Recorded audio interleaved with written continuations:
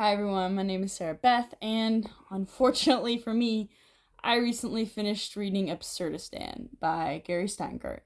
This book was published in '06 and is about 330 pages long.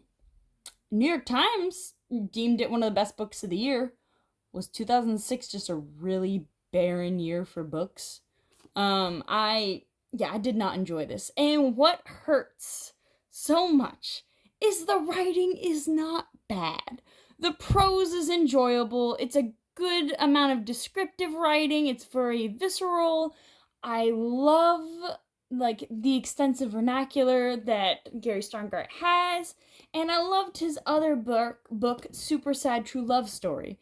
And so I actively sought out this book. I was very excited to read it, and I was so disappointed. If you like Confederacy of Dunces, you'll like this book as well. It's basically a rebranding of that book, which is a rebranding of Don Quixote.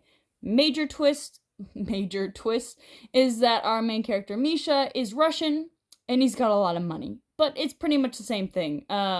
Grotesque man, hilarity ensues. What bothers me a lot about this book is the author, Gary Shteyngart.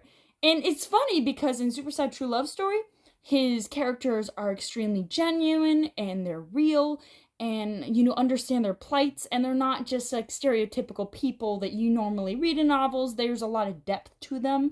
They're not, one dimensional. And I feel like he attempted that with this book. This is his previous work after all.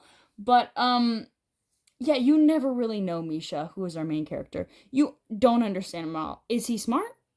He had a 3.9 in college, and he brings that up a lot. Is he dumb?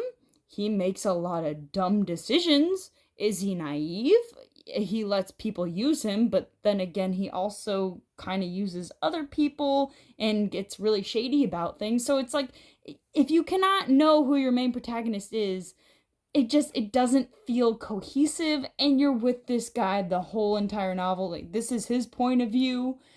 It hurt me to read this. I didn't want to finish reading it. I did, and then I didn't want to talk about it because I finished this several days ago. And it's the main premise in the igniting factor of this book. Misha, his father, is murdered because his father was a shady mafia character, so he had a lot of money, and he's kind of a low life that never really amounted to much, never really held a job. He just has a lot of money, and he's daddy's boy. He's really daddy's boy. There are a lot of scenes that prove how much he is daddy's boy. And I wouldn't say this book it's kind of graphic in a way, but not in a sexual manner. He does talk about his penis a lot, but it gives you a very grotesque picture.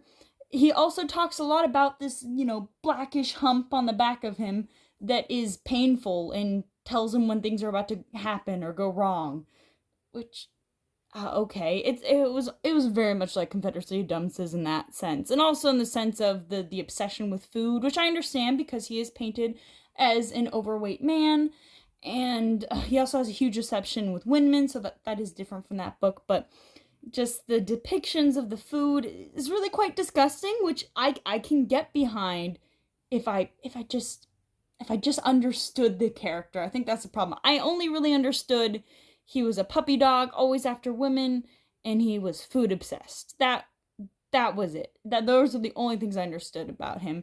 He also popped a lot of pills. And he had a manservant that he abused. So that was basically Sancho, okay? And it hurt me. Reading this book hurt me in a sad way. I just had so much faith. So honestly, if you're gonna read from this author, read Super Sad True Love Story instead. That's my recommendation, because his writing is good. The prose is interesting. It's just, I think that this book was essentially just his take on that, on Don Quixote, that modern rendition, and there's a lot of Deus Ex Machina, especially with this character, where, you know, in order for hilarity to ensue, he has to be this in very bad positions, and then he gets saved, and there's really no stakes at any point. And I also just don't understand how people find him so likable, because yes, he has money, but he doesn't have that much money. And his father is dead, so that kind of influence is gone, and he sold his father's company. So really, he doesn't have anything except for a few $1,000,000, which of course is a lot of money, but it's not that much money in the whole scheme of things when you think about how rich some people are. And so I don't know how this could have been improved upon. So I think if you want this kind of story, just read the original. Yes, this is updated for modern audiences. Yes, well, modern, this is now almost 20 years ago. But yes, it does. There is a lot of like Russian and Jewish cultural themes in here that are actually actively correct, and I do enjoy that kind of representation. I also enjoy that our main character, Misha, is not some, 20-year-old male who's, living life. No, this man is morbidly obese. He's in his early 30s. He doesn't know what to do with himself, but he doesn't really think about that, which very holier than thou at some points, and then very down on himself on other points.